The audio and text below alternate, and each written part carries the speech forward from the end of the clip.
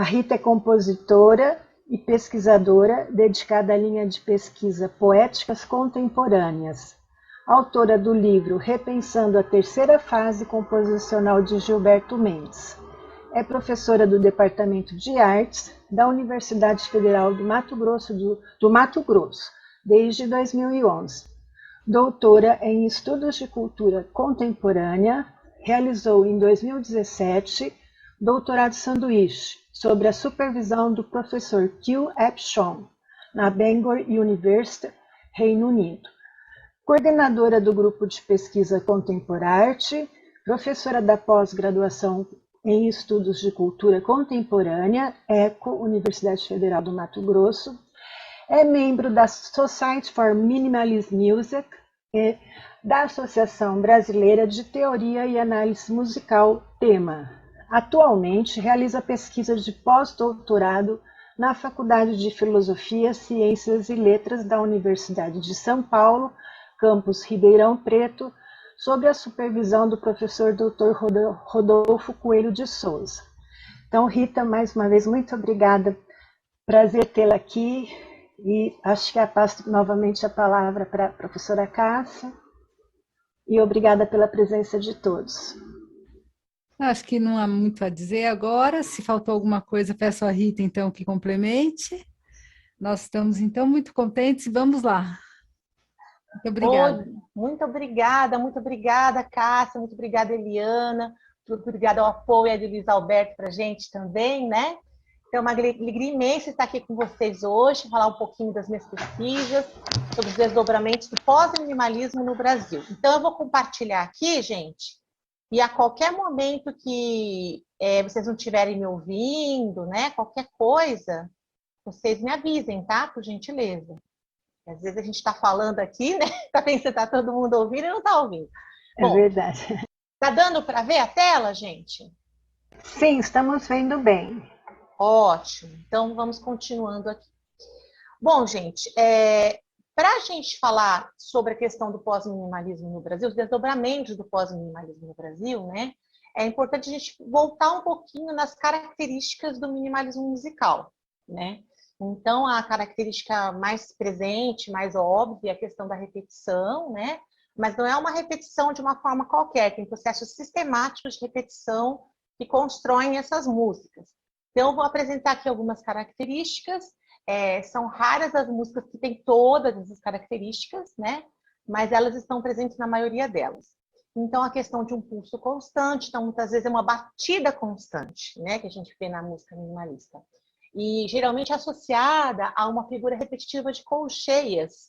Então, muitas vezes dá a sugestão de um movimento mecanizado, né? Mas como os compositores minimalistas, eles diferem muito a maneira de construir as obras, e às vezes eles podem usar drones, né? Como, por exemplo, Lamont Young usa drones, então é melhor dizer que o minimalismo musical ele é caracterizado pela falta de diferenciação rítmica, né? Podemos também falar numa consonância, que ela pode ser modal ou tonal, mas algumas vezes ela pode se apresentar dissonante, como algumas músicas do Louis Andriessen, né? Também podemos falar da questão da não direcionalidade da música, né? Não direcionalidade harmônica, não direcionalidade narrativa, né? Questão da forma aberta, como a gente vê na música do Terry Riley em si, né? A forma processo, que foi uma questão muito cara, principalmente para o Steve Reich, né? Ele fez até aquele que a gente considera um manifesto da música minimalista falando sobre isso. Gente, eu vou passar meio rapidinho, porque eu quero, na verdade, eu quero mostrar para vocês as obras, né? Então, aqui eu falo meio rapidinho, tá? Então, a questão do gradualismo, que são os processos composicionais que a gente vê nessas obras minimalistas, né? Então, os teóricos chamam de additive process, phase shifting, permutational process, né? As primeiras obras minimalistas extremamente longas, né? Então, nós temos obras de 5 horas de duração, 4 horas de duração. Aí alguns compositores usam os drones, que se aqui baixo zumbido contínuo, né? Que, entre aspas, suja um pouco assim, o som da música, né? E também alguns compositores se preocuparam com a questão da metamúsica, né? Então, essa foi uma das principais preocupações do Steve Reich no início do processo composicional dele nessa estética, né? Então, em muitos casos, a reverberação sonora da música minimalista cria uma outra música sobreposta na escuta, né, para o espectador. Bom, então, bem rapidamente. Então, agora, vamos falar do pós-minimalismo, né? Então, essa é uma denominação que surgiu recentemente, então, ainda é objeto de controvérsias, cada teórico tem uma definição do pós-minimalismo musical. Então, eu vou apresentar agora para vocês a definição de alguns teóricos do pós-minimalismo musical. Então, por exemplo, um dos primeiros que usou esse termo foi Pareles, em 1983.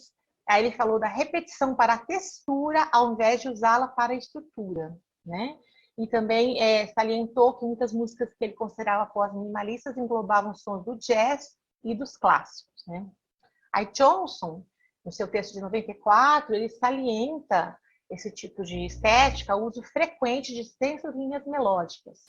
E Schwartz, no texto de 1996, ele salienta um vocabulário eclético, uma variedade harmônica, também o uso de técnicas minimalistas para atingir um clímax emocional, então não é na obra toda, é só em algum momento específico da música, e uma gama impura de possibilidades estilísticas. Então, a mistura de procedimentos composicionais ali numa mesma obra, que eu, assim, no meu trabalho, na minha pesquisa de doutorado, eu relacionei com a questão da estética da impureza dos caqueta, tá? Essa mistura de linguagens composicionais. Aí temos outros teóricos aqui, temos o Kyle Gann. O Kyle Gann, ele é um compositor, ele compõe muitas obras com feitio pós-minimalista, e ele já escreveu vários textos sobre isso, né? Então aqui eu saliento um texto de 97, que ele fala que é uma música predominantemente tonal e consonante, baseada num pulso estável, mas que ela não é previsível ou fácil de seguir, quer dizer, aí já fica diferente daquele minimalismo musical inicial, né? Que era bem as estruturas bem audíveis, né? Também o Kyle chama atenção a tendência que essa música tem a tendência a fazer giros surpreendentes. A gente não está esperando, de repente vem uma novidade, né? Uma forma diferente de compor, e que costuma ser inspirada em diferentes tradições, integrando tais inspirações em uma linguagem musical autônoma, né? Também temos o Potter. Ele é um pesquisador de música minimalista há muito tempo, escreveu livros importantes, textos importantes. E aqui nesse texto 2000, ele salienta que o que a gente chama de pós-minimalismo poderia destacar a questão do perfil melódico, né? Ela começa a apresentar uma melodia, ter uma variedade maior timbral, porque as músicas minimalistas iniciais, elas tinham um timbre bem homogêneo, né? Então, a pós-minimalista tem uma separação clara da melodia e do acompanhamento, materiais melódicos ampliados, progressões harmônicas mais facilmente associadas a músicas ocidentais anteriores, então a questão tonal voltando mais à questão tonal tradicional, digamos, né? E apresentando até estruturas narrativas, né? Diferentemente das músicas minimalistas iniciais. Bom, aí temos mais alguns autores aqui, falando do pós-minimalismo musical. Então, temos o texto de Bernard, de 2003, que, em comparação à música minimalista, ele fala que a pós-minimalista apresenta uma maior complexidade, uma maior preocupação com sonoridades, que as texturas ficaram mais harmônicas, né? E essas harmonizações, elas têm uma essência quase tonal. Na música minimalista, elas não caracterizavam realmente, né? Elas eram consonantes, mas não caracterizavam realmente o sistema tonal. Aí Robert Fink também é outro pesquisador de minimalismo, tem textos interessantíssimos. Esse texto aqui de 2004, ele salienta que a música pós-minimalista tem uma maior complexidade, olha, igual o Bernard, né? Um caráter mais pessoal e um procedimento composicional mais intuitivo. E aqui no Brasil, a gente tem o Dmitry Servo, né, que ele foi um pioneiro nas pesquisas de minimalismo musical aqui no Brasil. Ele foi o primeiro que escreveu um livro sobre obras minimalistas, com ressonâncias minimalistas aqui do Brasil, né? E aqui é um outro texto, não é o livro dele não, um texto que ele escreveu posterior, em 2007, comparando o minimalismo com o pós-minimalismo. Então ele salienta que na música pós-minimalista a gente percebe uma mistura de outros procedimentos composicionais com o minimalismo, então aquilo que eu falei lá atrás, né? Essa mistura de procedimentos composicionais, essa estética da impureza, né? Também salienta a expressividade melódica e também fala que as obras são estruturadas em seções contrastantes, com a quebra do senso de continuidade do minimalismo estrito dos anos iniciais. Ele baseia muito, para chegar nessas conclusões, no texto do Johnson. Ele usa bastante o texto do Johnson para construir os argumentos dele. Bom, e desculpe, já está terminando essa parte dos teóricos, mas acho importante trazer isso para vocês. E, por fim, nós temos o texto do Williams, né, que na verdade é uma tese de doutorado lá dos Estados Unidos, de 2009. Então, que ele salienta que o pós-minimalismo traz muita citação de outras músicas e referências extramusicais. Então, a questão da intertextualidade é muito forte. Também temos o texto de Masnikosa, né, de 2013. Na verdade, é um livro, esse é um livro de 2013, que tem artigos de vários teóricos. Então, aqui, desse mesmo livro, eu trago o texto da Masnikosa e o texto do Gunn. Então, Masnikosa fala que a música pós-minimalista, ela é sem rigidez, que ela é impura, que ela tem contrastes significantes e que ela tem muita expressividade. E o Kyle Gain, nesse texto de 2013, ele insiste naquelas características que ele já tinha falado no texto de 97 e traz algumas outras. Então, ele fala que as obras costumam ser para instrumento solo ou música de câmara, porque as obras dos minimalistas iniciais eram muito assim para sintetizadores, né? Porque os minimalistas iniciais tinham grupos que eles tocavam à noite, então eles compunham muito para aquele, ou para percussão, muita coisa para percussão, né? E aqui o Kyle Gain já chama a atenção que a música pós-minimalista já vai para uma formação instrumental, entre aspas, mais tradicional. Também fala que ela já é escrita na notação padrão, as formas são mais curtas, não são tão longas, né, como as iniciais, inicial, que traz uma emotividade sem sobressaltos, que pode ser associada com o romantismo tardio ou com o modernismo, né? Então, e ele também fala da duração dos trabalhos, que voltou a ser mais convencional, de 5 a 25 minutos. Bom, então, chega de falar dos teóricos, vamos agora falar um pouquinho, então, do Brasil, como que chegou a questão do minimalismo, do pós-minimalismo para o Brasil, né? Também vou ter que falar, assim, uma coisa bem panorâmica pela falta de tempo, né? Depois eu estou à disposição, quem quiser conversar mais do assunto, deixar meu e-mail para vocês, tá? Então, olha lá, sobre a questão do pós-minimalismo no Brasil. Por que a gente já fala pós-minimalismo e não fala minimalismo? Por quê? Porque os compositores brasileiros, eles já foram tendo mais contato, já direto com as obras mais com feitio pós-minimalista. Já foram compondo mais essa estética, uma estética impura, uma estética que mistura as características do minimalismo com outros procedimentos composicionais, né? Então, assim, tem o Gilberto Mendes, que foi objeto do meu estudo de doutorado, né? Que faço análise de 6 obras dele, da terceira fase composicional, que é predominantemente pós-minimalista. Temos o Rodolfo Coelho de Souza, que também tem uma segunda fase composicional que ele próprio considera minimalista. Temos o Chico Melo, temos o Dimitri Servo, o Sérgio Atraldi, o Helder Câmara e outros, né? Só deixando bem claro, gente, que todos esses compositores, eles não são compositores pós-minimalistas. Eles compõem em diversas estéticas. E eles têm algumas obras com esse feitio pós-minimalista, tá? Então, esse outros são vários compositores que, inclusive, o Dimitri Servo elenca no livro dele, né? Que ele fez uma pesquisa na época de obras brasileiras que tivessem ressonâncias minimalistas. Mas hoje não vai dar tempo de a gente abarcar tudo, então hoje nós vamos ficar com 5 para conversar um pouco sobre algumas obras deles. Então, vou passar para o próximo slide aqui. Vamos falar um pouquinho do professor Rodolfo Coelho de Souza. Gente, eu não vou ficar entrando em aspectos biográficos, que acho que não vai dar tempo. Eu já vou direto na questão das obras mesmo, tá? Rita, Então, aqui só... Oi. Desculpa te interromper, só para, né, ressaltar que o professor Rodolfo é nosso colega aqui, e esses meninos todos são alunos dele, conhecem, assim, o que é, né, a possibilidade, o benefício de poder estudar com o professor Rodolfo, né? Sim, não. Professor nosso aqui.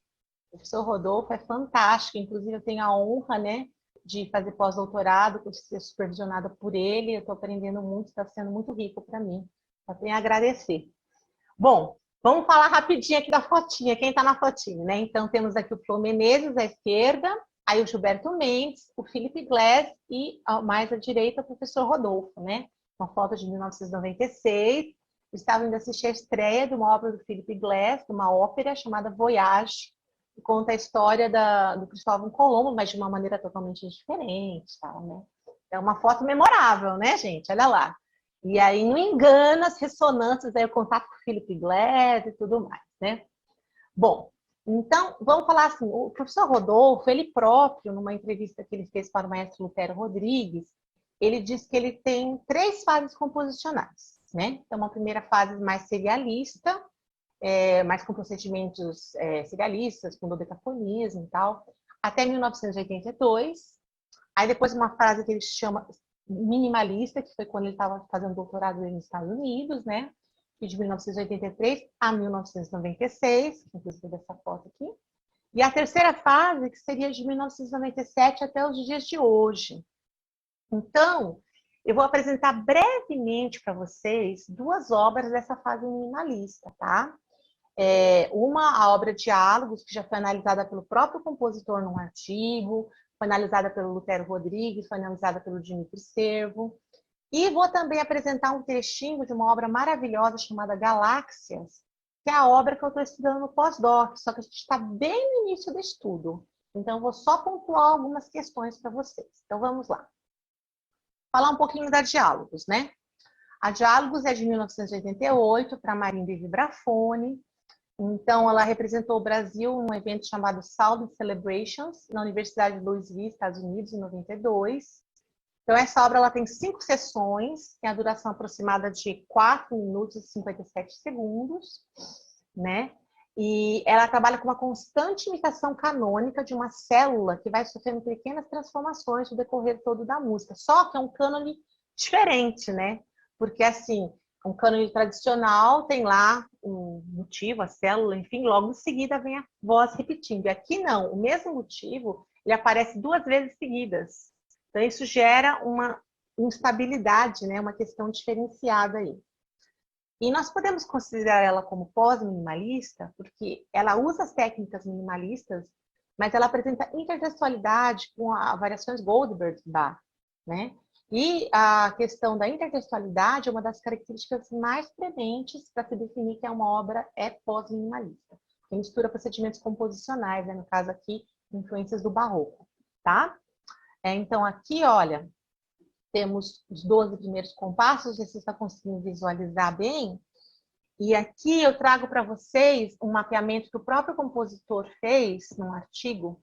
Ele traz aqui os conjuntos que temos até o 12º compasso, né? Então, aqui do compasso 1 a 3 é o conjunto 5-27, de acordo com a terminologia do Alan Forte, né? Depois, compasso 4 e 6, conjunto 5-29, compassos 7 e 9, 5-25, e 10, 12, 5-27. Então, o que a gente percebe? O professor Rodolfo, depois até que ele fez essa composição e tal, ele sistematizou uma teoria de análise musical que é através dos picordes, né? O que é isso? Olha aqui, vou mostrar para vocês. Ele mapeou os conjuntos todos do Alan Forte, os que têm os picordes comuns, tá? E então, aí, essa peça aqui do Diálogos, a gente percebe esses conjuntos 5-27, 5-29, 5-25, 5-27, eles são todos desse picorde 1, 2, 2, 3, tá? Isso é uma organização, esses picordes é uma organização mais interna dos conjuntos. Então, a gente percebe que tem uma consistência muito grande, né? E por isso que quando a gente ouve, soa uma coisa tão harmoniosa, né? Porque tem uma consistência interna dos picordes muito grande. Então, eu acho que a gente poderia agora ouvir, para depois a gente poder comentar um pouquinho da Galáxias. Por favor.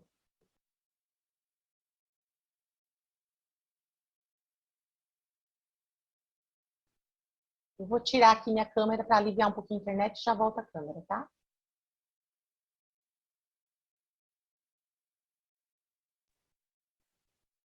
Luiz, você que vai passar? Você que vai fazer?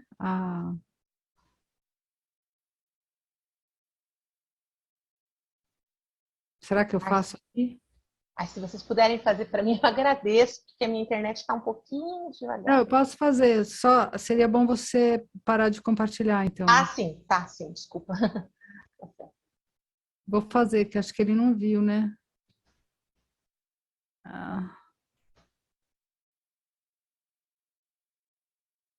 Certo? Tá aparecendo aqui para mim.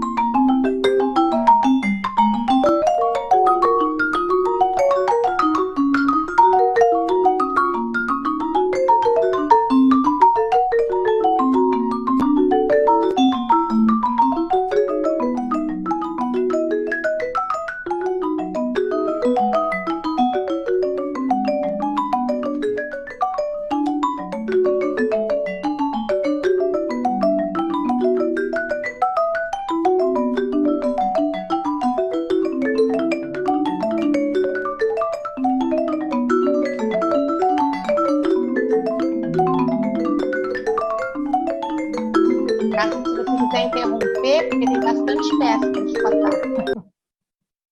Desculpa, gente, tá tão bonita a peça, mas é que a gente tem várias para ouvir, quer dizer, 6, né, seriam? Não sei se vai dar tempo.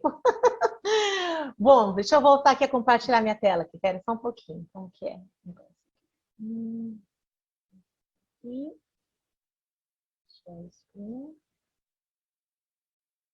Eu já toquei essa peça do professor Rodolfo. Ah, já tocou, Já. Eliana! A gente Conta tocou. um pouquinho pra gente. Eu toquei eu toquei a parte da marimba e eu toquei foi no em Ribeirão, no Teatro Pedro II, com o Zito. E foi bem legal. Eu gosto muito dessa peça, é muito bacana. É uma peça muito assim de peso, né, para o repertório da percussão, né? Então, a gravação é do Edu e do Zito, não é? Acho que a gravação é deles. Acho que sim. Nossa, eu devia ter marcado para falar, né? Que falta Não, de eu acho que é consideração. assim, porque eu tenho a gravação também, mas eu curti muito tocar essa peça. Ah, eu gosto, eu sou suspeita, eu gosto muito.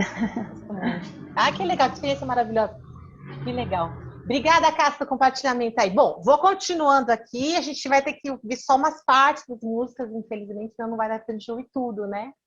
Então, gente, eu vou falar bem rapidamente sobre a Galáxias, que é uma obra para piano e orquestra incrível, com a duração aproximada de 23 minutos, tá? Que foi feita na mesma época que a Diálogos, né? No ano de 1987, 88 ali. E foi encomendada por um pianista americano, Jeffrey Jacobs. Ele estreou com a Orquestra Sinfônica do Teatro Nacional de Brasília, sob a regência de Silvio Barbato. É uma obra grande, né? Que tem 9 sessões. E a gente pode considerar ela pós-minimalista, por quê? Porque ela usa uma estética de mobile. Ela apresenta divisões bem claras. Então, essa questão de ter as divisões bem claras já quebra com a questão do minimalismo estrito dos anos iniciais, né?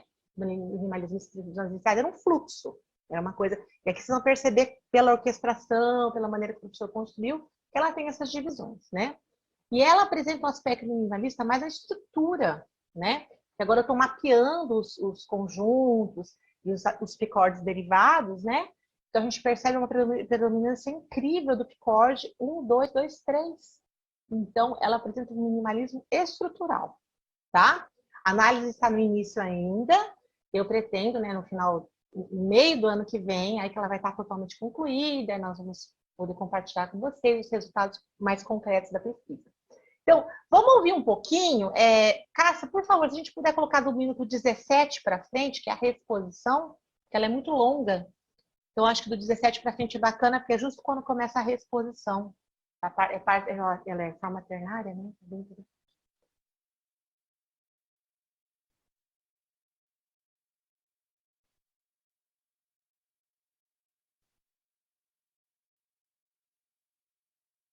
Aí eu tenho que... Desculpa, eu tenho que parar aqui.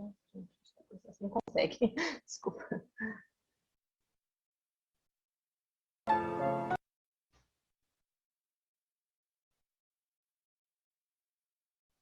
Vocês estão vendo? Sim, sim.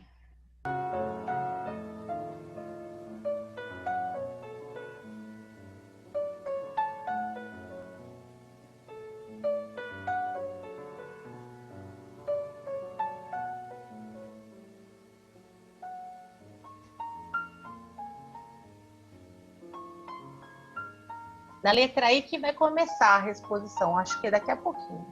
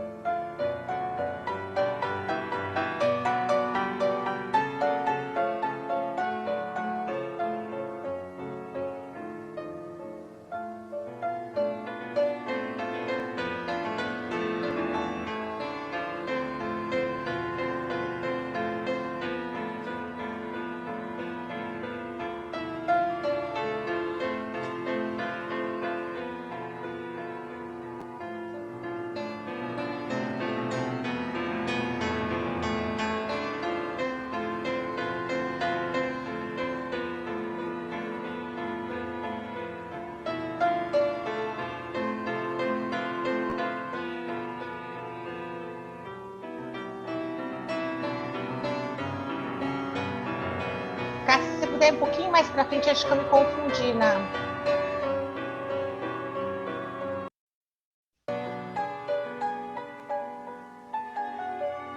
Aí, letra aí.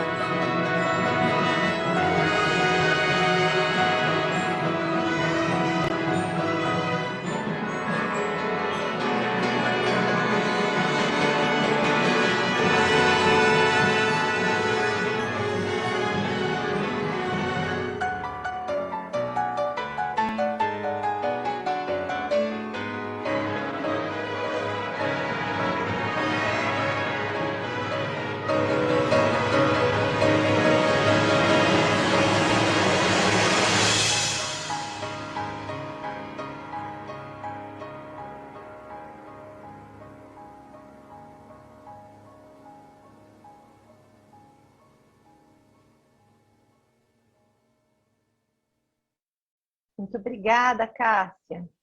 Deixa eu voltar a compartilhar aqui minha tela só um pouquinho.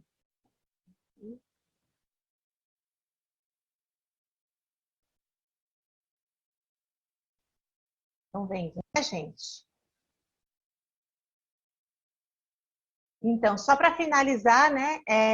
Vocês veem nessa peça aqui, que espetáculo essa peça, mas ela tem várias características do pós-minimalismo, ela é super expressiva, né? Quer dizer, você ouvindo, você nunca diz, uma peça minimalista, porque ela tem um minimalismo estrutural, né?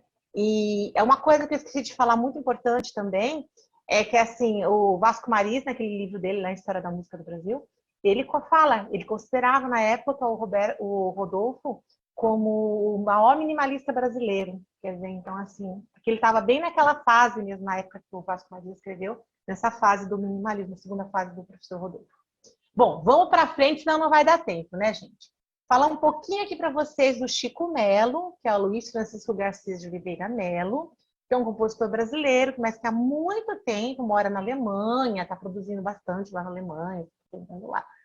E ele tem uma discografia bem interessante, né, que tangencia muito com a música popular, com outros gêneros, outros ritmos, com jazz, né?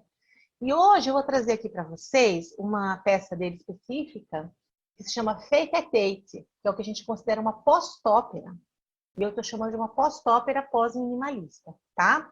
Então, como eu estou fazendo uma pesquisa sobre óperas contemporâneas, que a Helena Nova que chama de post-óperas e tal, e que tenham convergências com a América Latina, convergências com o minimalismo, com o pós-minimalismo.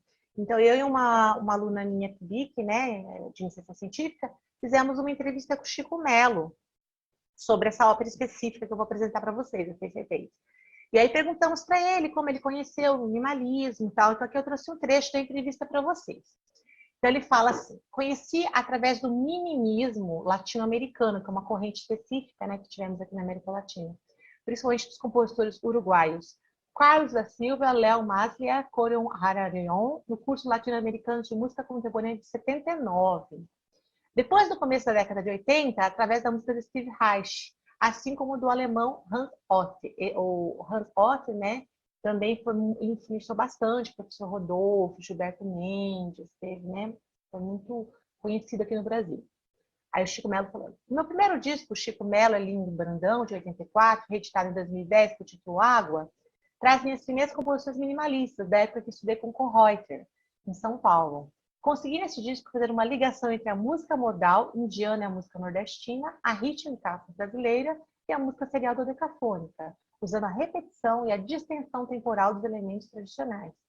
Em Berlim, a partir de 1987, entrei em contato com a música dos compositores nova-iorquinos minimalistas, como Lamont Young.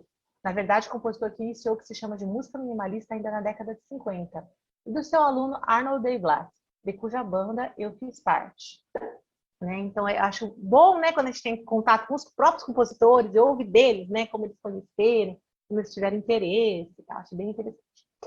Bom, vamos falar da obra um pouquinho, Então, essa obra foi composta entre 2004 e 2005, tem a duração de 90 minutos, e ela tem 6 personagens, né, que são interpretados por 5 cantores. A Alice, que é uma contralto, o Brian barítono, a tia Maísa, soprano, e uma jovem mulher australiana, mais amiga de Suzy, que é uma mezzo-soprano. Essa ópera, gente, ela foi baseada num livro de uma dramaturga britânica chamada Carol Churchill, né? E a história em si já propicia, né, digamos, a uma peça com ressonâncias minimalistas. Porque a história, ela fica sempre se repetindo, é uma cena, fica sempre voltando na mesma cena, né?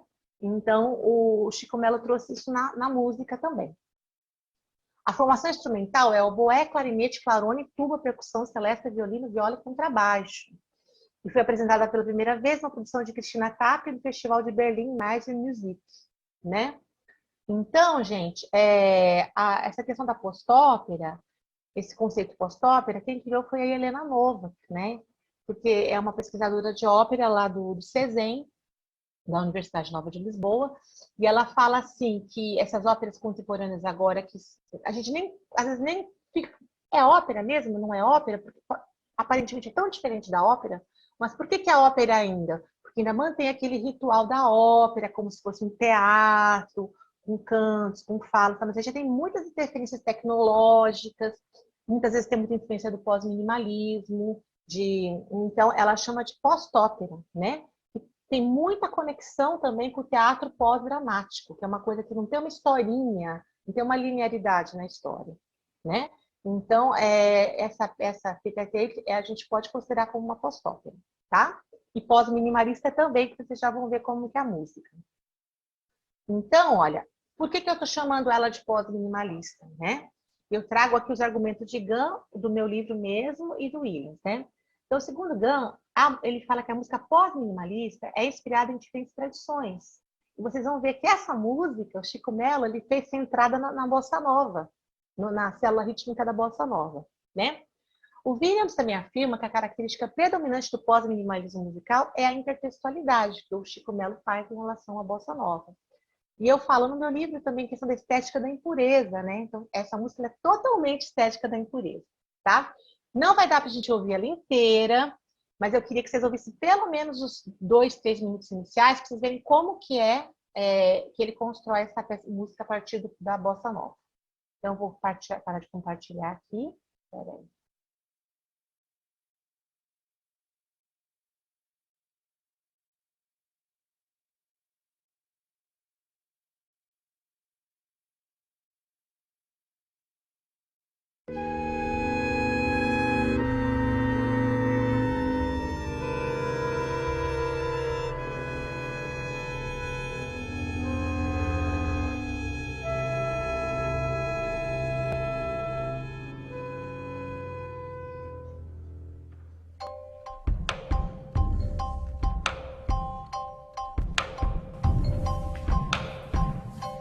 She's taking her time.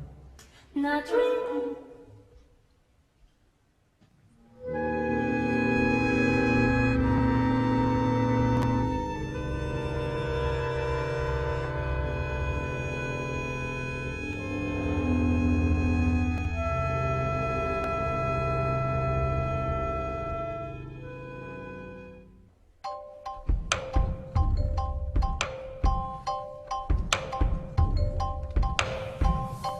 She's taking her time.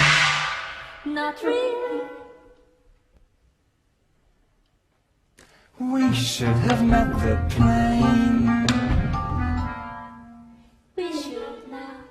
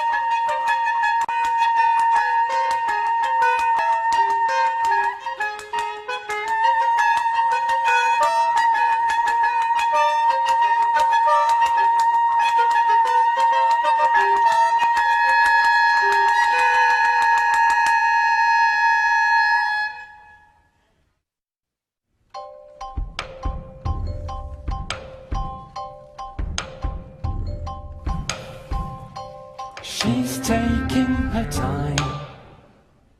Not really. Pode We parar, should cara. have met the Bom, então vocês veem que ele sempre volta naquela cena, porque a história já é assim, né? E ele traz isso para a música. E vocês veem que é uma justaposição de elementos muito incongruentes, né? Porque a história é uma história que se passa em Londres, né? E aí fica a bossa nova ali, e fica passando no telão uns papagaios, e aí de repente fica passando como se fossem umas entradas de novela, assim, com o título, né? Então, tudo isso caracteriza tanto o pós-minimalismo, essa estética da impureza, como a questão da post-ópera, esses elementos incongruentes. Então, eu acho fascinante essa obra aí. Eu queria poder um dia ver ao vivo, né? Porque a gente só tem no YouTube ali, né?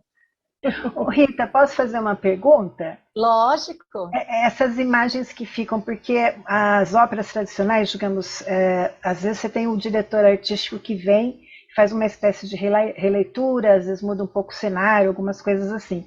Nesse caso, essas imagens que estão atrás, que nem aparece o papagaio, aparece outras coisas, elas já são assim pré-estabelecidas ou dependendo do diretor, às vezes você pode mudar? Como que funciona?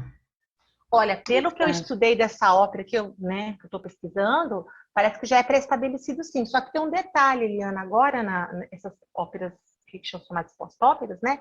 O compositor ele trabalha muito integrado digamos, com o diretor de cena. Então eles vão meio que construindo as coisas juntos, né? Então, por exemplo, a gente pega as do do Philip Glass, a junção do Philip Glass e Robert Wilson, eles fizeram, por exemplo, Ice on the Beach, tudo muito integrado, né? Então, assim, fica difícil dizer até que ponto, foi o Chico Melo mesmo que falou que tem que ter aquilo, ou se já foi o diretor de cena que já foi fazendo junto com ele, mas pelo que eu entendi, faz parte sim da composição, porque ele quer trazer esses elementos, digamos, brasileiros, meio caricatos, né? O papagaio, a praia, uma coisa meio caricata, né? A bossa nova, de certa forma, eu adoro a bossa nova, mas de certa forma é uma coisa meio caricata também do Brasil exterior, né? Como o pessoal do exterior vê o Brasil, né? Enfim. Então, acho que é uma coisa proposital, para dar uma incongruência na cena mesmo, um choque mesmo, né? Mas então, assim, respondi e não respondi, né? Porque eu acho que eles trabalham juntos. Acho que respondeu sim. Sim, sim. Certo? Bom, uma pena que a gente não consegue aprofundar muito, né? Mas aí fica assim um gosto, uma vontade para vocês, aí as coisas estão no YouTube, aí depois no final vou passar as referências principais, e vou manter contato com, né, quem quiser conversar mais. Bom? Bom, eu tenho que voltar a compartilhar, né, gente? Espera aí, vocês não estão vendo a minha tela não, né? Deixa eu compartilhar aqui com vocês. Tá, então agora, gente, vamos falar... Vocês estão vendo a minha tela, gente? Sim, vemos. Ótimo. Então vamos falar agora de uns compositores mais novinhos, mais recentes, né, digamos. Falar um pouquinho do César Traudy, que é professor lá em Minas Gerais, na Universidade Federal de Minas Gerais, né, percussionista e tal. E ele tem várias peças que ele anda fazendo, compondo, com características minimalistas. Então, essa que eu vou apresentar brevemente aqui hoje para vocês, Arranjos e Desarranjos, 19, todas essas peças que eu estou mostrando para vocês hoje, eu acho que essa é a que realmente apresenta características mais minimalistas mesmo, mais estritas, né?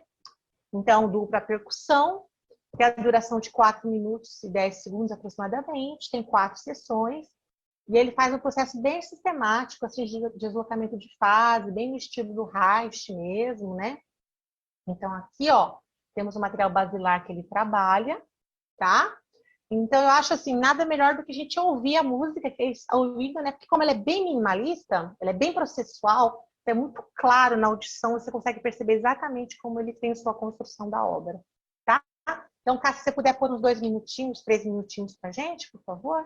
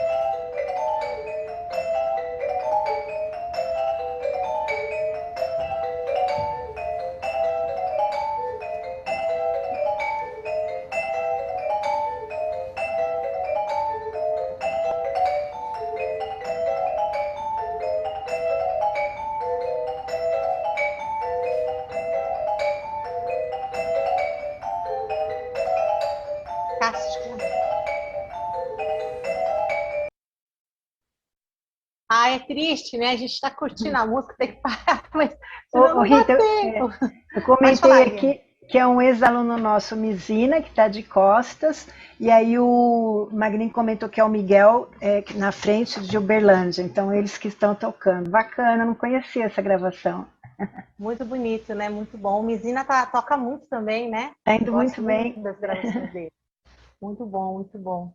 Então, aí assim, vocês veem, essa aqui, ela tem bem a sonoridade das músicas do Steve Reich, né? A questão de defasagem, é bem mais, digamos, no minimalismo mesmo, né? Aí, assim, a análise completa dessa e da próxima que eu vou falar está num artigo que eu escrevi com um aluno PIBIC meu também, o Igor Max. A gente fez as duas análises juntos. Vocês podem ver a análise completa lá. Bom, deixa eu voltar a compartilhar aqui, né? Espera um pouquinho. Share screen. Estão vendo, né, gente? Eu vou passar para o próximo já, senão a gente não vai... Estão conseguindo ver aí, né, o Helder, né? Então, o Helder Oliveira é um compositor também que está despontando agora, né? Teve peça apresentada na Bienal de Música do Rio de Janeiro agora, e vai falar na tema, vai apresentar também os estudos dele na tema, tal. Um menino muito inteligente, muito brilhante.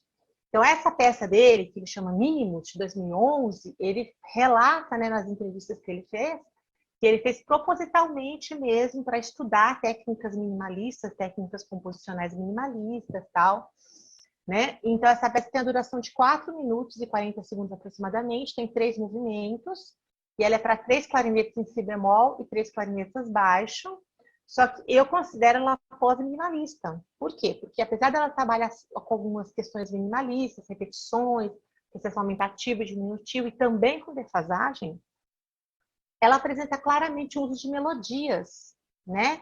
E também algumas texturas polirrítmicas diferenciadas da construção do minimalismo.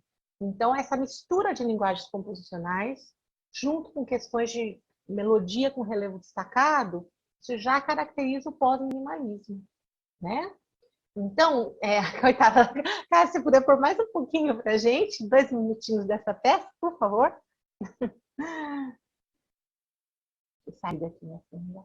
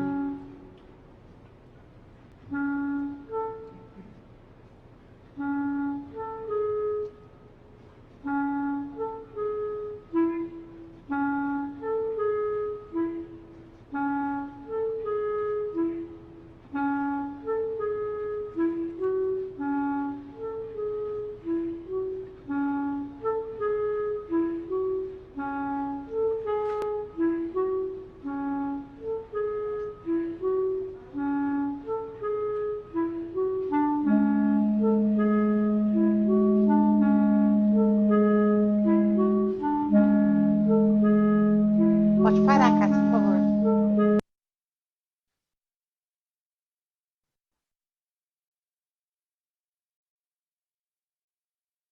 Nossa, já são 2 horas. Eu ainda tenho o Gilberto Mendes para falar, que é o que eu mais tenho para falar. A gente o tempo tem passado rápido. Ai, ai, ai, ai, ai. Não, vamos lá, né? Nossa, eu Tá muito bom. posso adiantar uns 10 minutinhos aí, gente? Não sei se fica ruim, não sei se vocês têm outros compromissos aí de aula, não sei como tá as coisas aí. Não, eu acho que você pode ficar sossegado, assim, mas se a gente adianta demais, o pessoal vai embora. Os 10 minutos é um ótimo prazo, pode ficar tranquila. Tá ótimo, obrigada. Não, porque o Gilberto Mendes foi o que eu estudei, né, no meu doutorado, que eu fiz o livro, então é o que eu tenho mais coisa para falar. Mas, de qualquer forma, eu vou resumir aqui para não cansar. Ah, que vai, Liana lá. De qualquer forma, eu vou dar uma boa resumida aqui, não vou falar de todas, né, não vai dar tempo. Então, vamos... O meu é autografado ainda, em chique, ó. Ai, muito bom. Estão vendo a telinha aí do Gilberto Mendes, né, gente? Estão vendo? Beleza, ótimo. Então, o Gilberto Mendes, gente, né, até ano que vem vão ser 100 anos do nascimento dele, temos que comemorar, né? Então, os teóricos dividem a obra dele em 3 fases, né? Então, a primeira fase de formação, de 45 a 59, depois a fase experimentalista, que tem aquelas espécies bem vanguardistas dele, né? E de 60 a 82, e a fase que a Adriana Francato chama de pós-tudo, que é de 82 em diante. Então, eu defendi na minha tese que nessa fase, principalmente nas décadas de 80, 90, que ele teve um predomínio da questão da estética pós-minimalista, né? Sempre dentro de uma questão de intertextualidade estética da impureza. Então, jamais o minimalismo puro, e sim o pós-minimalismo, né? Então, aqui eu vou pular a citação, vamos já direto para a tese. Vamos falar um pouquinho da Diálogo de Ruptura. Então, a Diálogo de Ruptura faz parte de um tríptico que o Gilberto Mendes fez para piano, né, de 1985. Ele fez dedicado àquela pianista Beatriz Roman. E é um tríptico que ele fez, chama Questões de Cortázar, porque ele baseou em 3 contos do Júlio Cortázar, né? Então, não vai dar tempo da gente falar de todos, eu vou falar só do primeiro, que é o Diálogo de Ruptura. Então, aqui a gente tem um trechinho do conto do Cortázar, para vocês terem uma noção como que funciona esse conto. Esse conto também não é um conto no sentido tradicional de conto, né? É um diálogo, e é um diálogo meio assim, sem nexo, né? Por isso que chama diálogo de ruptura, que é como se fosse um casal. Até no YouTube tem 2 atores meio que representando esse conto. Então, mas eles estão falando frases desconexas, uma frase não faz sentido com a outra, né? Então, como que o Gilberto Mendes trabalhou isso musicalmente? Vamos ver assim, bem resumidamente aqui, né? Então, ele fez uma obra para piano, 3 partes, né? A, B, a linha. Aí a primeira parte, a parte A, é a parte mais longa e a parte realmente com características minimalistas, né? Que ele constrói, ele faz 2 blocos, bloco A, bloco B. Então, na partitura ele coloca lá uma linha, né? Uma pauta que seria o bloco A e uma pauta que seria o bloco B. E aí ele coloca essa sequência aqui, ó.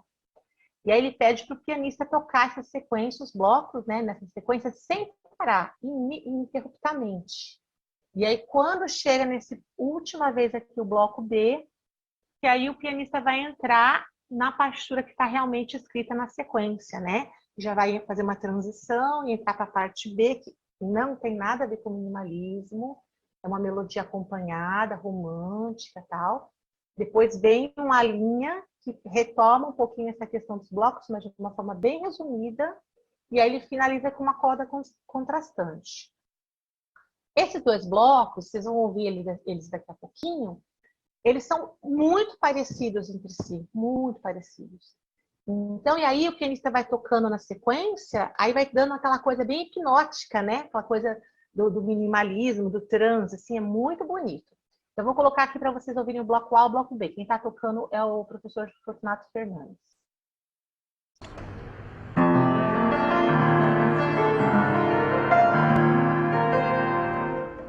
Deu para ouvir, né, gente? Vamos ver o bloco B aqui agora.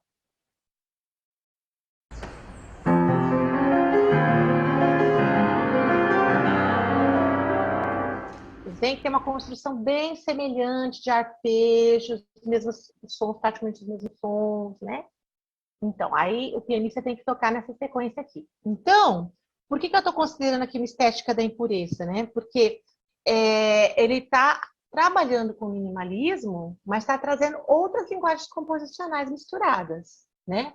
Outra coisa também interessante que a gente vê na análise, que ele usou de um artifício que a gente pode falar parecido com aquele color, que tinha antigamente, né, na Ars Nova, que ele pega as notas derivadas do bloco ali, que Fá, Mi bemol, Ré bemol, Mi bemol, e ele constrói toda a peça usando sempre essas notas na linha do baixo.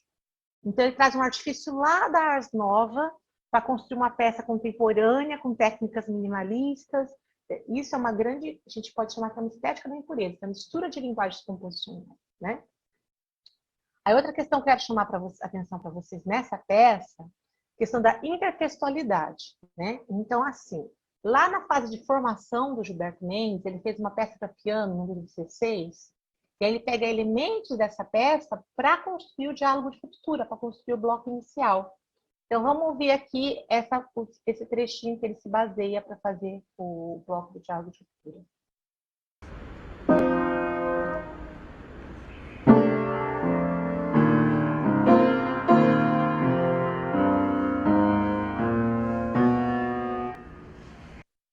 E aqui eu falei para vocês, né, que é um tríptico, na verdade. Então, é o diálogo de ruptura, Ventos Alísios, que é outro conto do Cortázar, é outra peça de piano do Gilberto Mendes, e o Apocalipse Solentiname. As três têm características minimalistas, mas são pós-minimalistas, porque tem todas essas misturas. Mas é muito interessante, porque cada uma, o Gilberto Mendes trabalha o minimalismo de uma forma diferenciada. Uma pena que não vai dar tempo da gente destrinchar aqui, né? Mas aqui eu quero mostrar para vocês que na Apocalipse Solentiname, ele cita uma parte do diálogo de ruptura. Então vamos ouvir aqui esse trecho.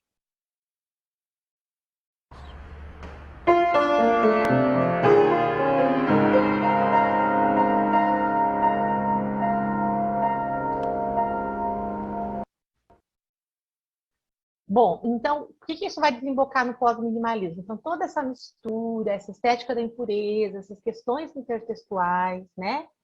E a questão também que no diálogo de ruptura a gente tem um perfil melódico bem destacado, como o Potter falou, né? O pós-minimalismo já apresenta um perfil melódico destacado. Então, vamos ouvir aqui a parte B do diálogo de ruptura.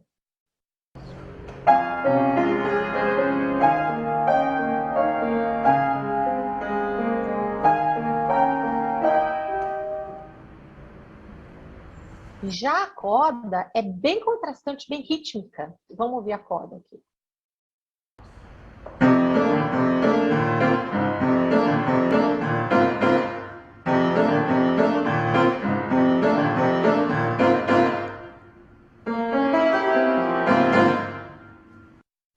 Não vai dar tempo da gente ouvir a peça inteira, mas depois a gente pode disponibilizar para vocês. Ela é muito linda, muito linda. Bom, falar rapidamente também aqui sobre outra peça para piano do Gilberto Mendes, Inés de Nouveau, da mesma época, de 1985, né? Então, por que ela tem esse nome, Inés de Nouveau?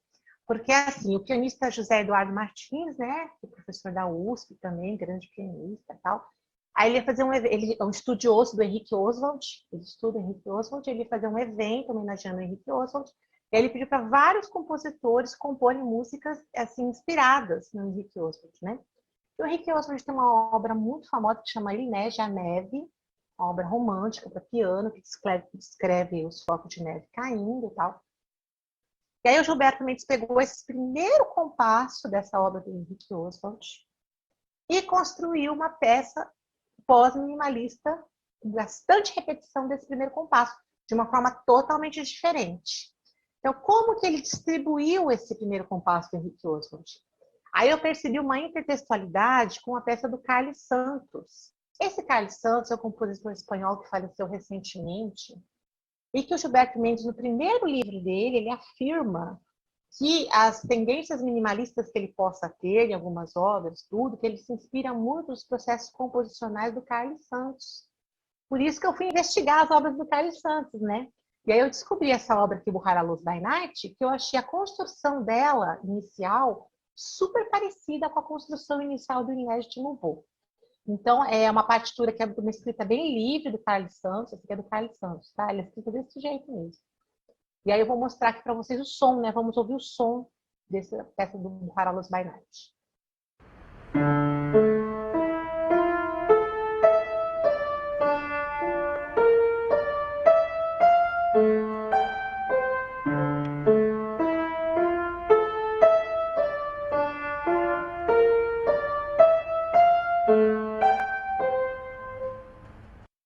Vocês vão ver que o Inédito no Voo do Gilberto Mendes tem uma sonoridade bem semelhante no início, né?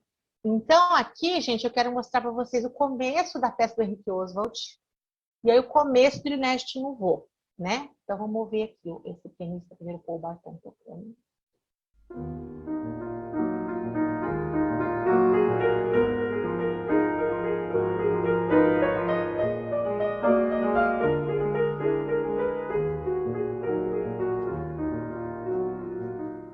Estética ultra romântica, né? Aí vamos ver o que o Gilberto Mendes fez com o início. Olha que diferente, como é mais parecido com o Burrara Luz by Night.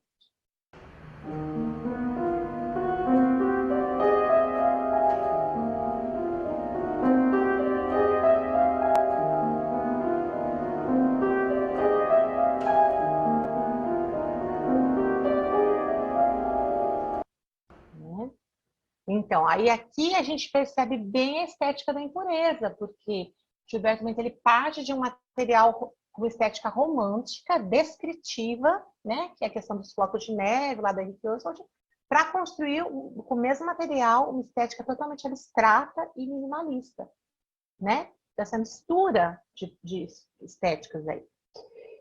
Bom, aí em relação à intertextualidade, lógico, isso aqui também foi uma intertextualidade, né, mas temos outras na peça.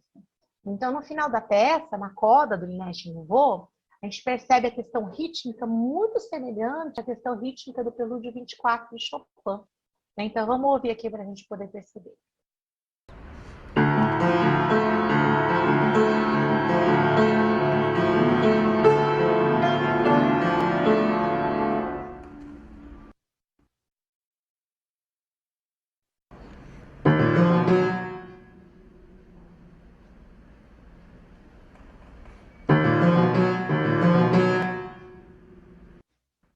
O Gilberto Mendes trabalha mais com pausas, né? Uma questão, um ataque mais seco, né? O Chopin já é ultra romântico e tal, mas a gente percebe a configuração rítmica bem semelhante, né? Então ele trabalha muito com intertextualidade, Gilberto Mendes.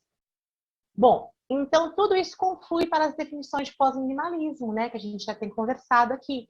É uma peça não previsível, porque ela é bem contrastante, as partes dela, né? Ela tem um caráter impuro, a obra como um todo, tem todas essas misturas. Essa obra, né, tem uma preocupação enorme com sonoridades. O Gilberto Mendes, ele marca exatamente cada repetição, como ele quer que seja feita a questão do pedal, ele muda a questão do pedal a cada repetição, né? Citação de outras músicas e traz uma emotividade, né? Uma questão do romantismo, que já não é presente na música do minimalismo dos anos iniciais, certo? Bom, então eu trouxe 2 exemplos de peças para piano, agora eu vou falar rapidamente de 2 exemplos para formações orquestrais para a gente encerrar, tá bom? Então aqui temos o Viva Vila 2, né? O Viva Vila 2, gente, é uma peça de 98, que na verdade ela partiu de uma transcrição. O Gilberto Mendes já tinha 2 peças anteriores, da década anterior, para piano, com características minimalistas, as duas, e as duas em homenagem ao Vila Lobos. Então, uma chamava Viva Vila 1 e a outra chamava A Lenda, a Outra. A Lenda do Caboclo, a Outra. Então, A Lenda do Caboclo, a Outra foi uma peça que ele fez para coral, né? Que ele partiu do primeiro acorde da peça de piano do Vila Lobos, A Lenda do Caboclo. Ele pegou o primeiro acorde daquela peça de piano e construiu uma peça coral, Gilberto Mendes, minimalista. Quer dizer, com ressonâncias minimalistas. Aí, a Viva Vila 1, ele fez para piano. É uma peça assim que ela é bem estrita, bem sistemática na repetição, só que ela trabalha com variações rítmicas, né? E aí, então, vamos falar da Viva Vila 2. O que ele fez a Viva Vila 2? Ele juntou a Lenda do Caboclo com a Viva Vila 1 e transcreveu para orquestra de cordas, tá? Então, eu vou comentar um pouquinho aqui. Então, em relação à estética da impureza, por exemplo, tem várias questões, mas a gente percebe aqui na primeira parte, que seria a parte do coral, né, da Lenda do Caboclo a Outra, ele põe um ritmo que quebra totalmente a regularidade que vinha vindo. Dava um ritmo sempre padronizado ali, mais de notas longas e tal. Ele tem uma questão de ritmo, que quebra aquele fluxo, digamos, que caracterizaria mais as repetições do minimalismo, tá? Pena que essa aqui eu não tenho som para passar para vocês, tá, gente? Essa não tem gravação. Aí também na segunda parte da obra, porque ela é uma forma binária, né? A gente considera uma grande forma binária, porque tem a primeira parte é a lenda, né? Derivada da lenda, e a segunda parte é derivada do Viva Vila 1. Na segunda parte, que é a parte derivada do Viva Vila 1, ela faz uso de células rítmicas de vários ritmos brasileiros, né? Samba, bossa nova, choro, caxambu, machixe, chachado, canto brasileiro. Então, isso também traz uma riqueza rítmica aí, uma diferenciação que a gente não vê no minimalismo, né? Então, o compositor usa técnicas minimalistas com esses ritmos da música popular brasileira e também quebra esse negócio de alta cultura, arte popular, né? Então, vai misturando todas essas linguagens composicionais, caracterizando uma estética da impureza, né?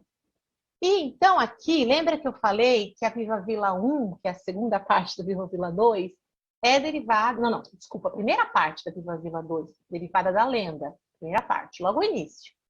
Então vem dessa peça A Lenda do Caboclo de Villa-Lobos, que é muitíssimo conhecida, mas eu vou colocar aqui para vocês ouvirem, né? Primeiro vamos ouvir aqui a do Villa-Lobos.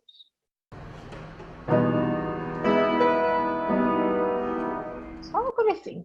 Então, esse comecinho, Gilberto Mendes pegou e construiu a peça coral, repetindo sempre essa formação. E aí depois transcreveu para a orquestra de cordas para fazer o inicial Viva Vila 2, né? Então aqui a gente tem, ó, a partitura original de coral do Gilberto Mendes, olha, sempre trabalhando com notas longas, pequenas mudanças graduais, né? E aí tem aquele compasso, aquela parte 17 que eu mostrei anteriormente para vocês, que quebra com tudo isso que vem com um ritmo mais agitado, digamos, né? Então aqui é a transcrição, ó, do Viva Vila 2 para a orquestra de cordas. Tá bem? Passando meio rapidinho, porque eu queria ver se dava tempo a gente falar de mais uma. Então, e aqui em relação ao pós-minimalismo, a gente pode destacar que essa peça, Viva Vila 2, ela é escrita numa notação padrão e com emotividade sem sobressaltos, tem uma tendência a fazer giros surpreendentes, né? Ela tá vindo num padrão, de repente muda, e tem um vocabulário bem eclético, né? Todas as variações rítmicas dos ritmos brasileiros, tal, né? Falei bem por cima, né, gente? Mas por causa do tempo. E aqui vamos falar um pouquinho da Abertura Issa, que foi a primeira peça do Gilberto Mendes que eu analisei lá no meu mestrado, e aí depois eu retomei ela no doutorado para fazer um outro tipo de análise, né? No mestrado eu fiz uma análise mais motívica, então até fiz pela USP mesmo, pela ECA, quem tiver interesse de ver, e já no doutorado eu já fiz outra abordagem da análise dessa obra. Então ela é uma peça que foi feita para orquestra, uma abertura, que o Gilberto Mendes ele pretendia fazer uma ópera, a ópera falando sobre o poeta Issa, que foi um haikai japonês que realmente existiu, né? Lá por volta de 1300, né? No Japão, ele é considerado até hoje o maior haikaísta japonês. Ele tem haikais belíssimos, belíssimos, belíssimos. E aí o Gilberto Mendes, na época, ele pediu para o Décio Pinhatari, ele era muito amigo dos concretistas, poetas concretistas e tal, e ele pediu para o Décio Pinhatari fazer um libreto para ele. O Décio Pinhatari fez o libreto para ele. Só que aí o Gilberto Mendes não desistiu de fazer a ópera, porque ele achou o libreto muito fragmentado, ele não se sentiu confortável para continuar trabalhando, para trabalhar com outros projetos, né? Mas ele já tinha feito a abertura com características minimalistas, e assim, é uma peça belíssima, e até hoje é muito executada, né? Se tornou consagrada como uma peça autônoma mesmo. E assim, a gente imagina, né, que ele possa ter construído essa peça assim, com essas características minimalistas, porque tem tudo a ver com a questão dos haikais, do zen budismo, né? Porque o minimalismo teve toda essa influência do budismo. E o poeta Issa, ele era um monge budista também, né? E o haikai trabalha com o mínimo, né? E a minimalista trabalha com o mínimo. Então, talvez tenha todas essas confluências para o Gilberto Mendes poder ter construído a abertura desta forma. Mas a gente observa que o correto é chamar ela de pós-minimalista. Por quê? Porque a primeira parte, ela pode ser dividida em 3 grandes partes, né? A primeira parte dela, que é a parte maior, né, que dura praticamente a metade da obra, assim, ela vem com técnicas minimalistas, ela é bem minimalista. Mas aí, de repente, ele dá uma grande pausa e ele vem com uma melodia acompanhada romântica ali no oboé, nada a ver com a estética minimalista que estava vindo. Quer dizer, nada a ver em termos, né? Porque a gente analisando, a gente vê que o tema ali do oboé é derivado desse tema inicial, etc, etc. Mas auditivamente é outra proposta, né? Então, essa mudança, né, de linguagens composicionais é muito característica do pós-minimalismo.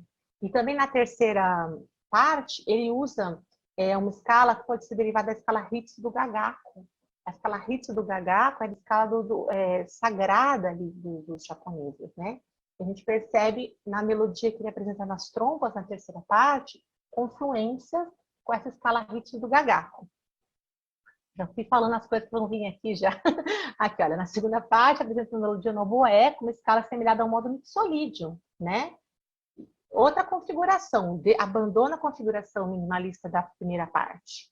E a terceira parte, ele constrói, então, uma melodia nas trompas a partir da escala Ritz do Gagaku. E, para terminar, na coda, ele traz umas pitadas de jazz. Então, uma mistura total, uma estética de impureza total aí. Bom, então aqui, olha, outra coisa que eu queria alertar, que também sinaliza para o pós-minimalismo, é a questão da intertextualidade. Então, aquele motivo inicial da Issa, vocês vão ver, é o motivo do Last Dance do Claude Debussy. Vou colocar aqui para vocês ouvirem, entendeu? Essa é a peça do Debussy. Olha o motivo inicial da Issa. E os ataques, inclusive, começam no piano mesmo, quer dizer, né? Então, a gente pode considerá-la como uma pós-minimalista. Por quê? Ela tem características minimalistas naquela primeira parte, com os processos graduais, processo aditivo, subtrativo e textural, porém, ela tem um perfil melódico destacado, que é o que Potter salienta. Ela é escrita na notação padrão e com o romantismo, que é o que o Gunn salienta. E ela é inspirada em diferentes tradições, porque a gente tem a questão da escala Ritz do Gagaku, tem a questão do jazz, tem a questão do modo solídio, enfim, né? E o Gunn fala sobre isso. Então, o que a gente pode deixar aqui para vocês hoje, uma reflexão aqui para vocês? Que a gente observa que na maioria dos compositores brasileiros é que, ocasionalmente, eles usam técnicas minimalistas misturadas com outros procedimentos composicionais, né? E muitas vezes com o uso de intertextualidade. E tudo isso gera o que nós chamamos de pós-minimalismo. E também pelas entrevistas e pelas análises, a gente percebe a influência do Hans Roth, do Steve Reich, principalmente na questão da defasagem, do Carlos Santos, a gente vê isso mais no Gilberto Mendes, e do Philip Glass, questão dos processos aditivos, subtrativos que o Philip Glass usa, né? Então, falei meio correndinho aí o final. Aí não sei se dá tempo da gente ouvir um pouquinho da abertura aí, se a gente já estouramos o tempo, né? Já são 2h24, não sei. Se quiserem ouvir, agora também estou aberta a perguntas, quem quiser perguntar, a gente tem que conversar um pouco. Muito obrigada. Obrigada a você, maravilhosa palestra, trabalho muito estruturado, um trabalhão, hein? Muito obrigada, Rita. Se você quiser parar de compartilhar, a gente poderia ver se conversa um pouquinho, se alguém aqui gostaria de fazer alguma pergunta. O Lucas está aí. Professora, eu tenho uma pergunta. O que é Picorde? Ah, Picorde. Essa é uma teoria que o professor Rodolfo está criando, tá? Que está criando, já criou, né? Eu que estou começando a entender. Ele já criou, está totalmente sistematizada no artigo dele, tá? Então, ele parte daquela taxonomia do Alan Forte, da teoria dos conjuntos, e ele vai ver conjuntos que tenham relações entre si, né? É todo um estudo matemático e tal, e aí ele criou uma nova taxonomia, o professor Rodolfo, que é a tal da taxonomia dos Picordes, tá? E eu acho que, assim, para você compreender ela para valer, não dá para explicar ela rapidinho, assim, reunir bem aqui agora. Eu acho que seria interessante você ler o artigo. E aí depois a gente pode voltar a conversar, e melhor ainda conversar com o professor Rodolfo, né? Porque eu estou, assim, iniciando nesse estudo dessa teoria, que é uma teoria interessantíssima, é bem complexa. Mas ela é muito útil, sabe, Lucas? Para a gente compreender essas composições. Ela é extremamente útil. Então, vale a pena se debruçar na teoria, entender essa teoria. Ela é uma ferramenta analítica bem interessante. Eu também tenho uma pergunta, Rita. Pode perguntar. Se tem alguém que gostaria de falar antes, assim. Bom, a minha pergunta é a seguinte: o Rodolfo usou a teoria do Forte para analisar a sua própria obra, mas é usual isso? É aplicável à teoria dos conjuntos? É facilmente aplicável à teoria dos conjuntos no minimalismo? É uma coisa corrente assim? Sim, sim. Eu mesma, nessas análises que eu fiz do doutorado, eu usei a teoria dos conjuntos. Eu não usei só a teoria dos conjuntos, mas a minha base foi pela teoria dos conjuntos, né? E tem outros analistas bem anteriores que já fizeram análises usando a teoria dos conjuntos, tá? Mas, Cássia, não é só a teoria dos conjuntos, tem todo tipo de análise, tá?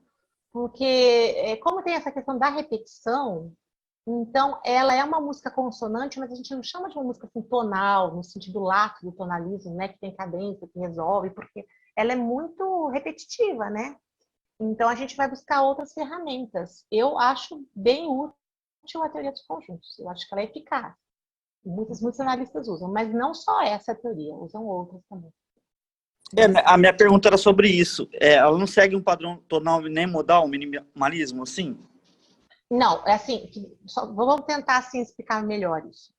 Primeira coisa, tem várias maneiras de se compor no minimalismo, tá? Vou dar um exemplo assim, como o período barroco, por exemplo, né? O período barroco, a gente tem lá o Bach, o Vivaldi. Bach e Vivaldi compõem super diferente, e são ambos barrocos, né? Então, os minimalistas entre si, eles têm muitas, assim, particularidades, muitas diferenças, né? E o mesmo compositor compõe de maneiras diferentes, enfim. Mas, assim, o que a gente observa? Que elas têm, assim, digamos, uma pitada tonal, uma pitada modal, muitas vezes.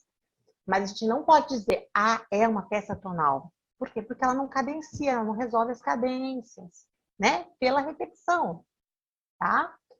Então, por isso que eu acho útil a teoria dos conjuntos. Porque a gente vai analisar sonoridades mesmo.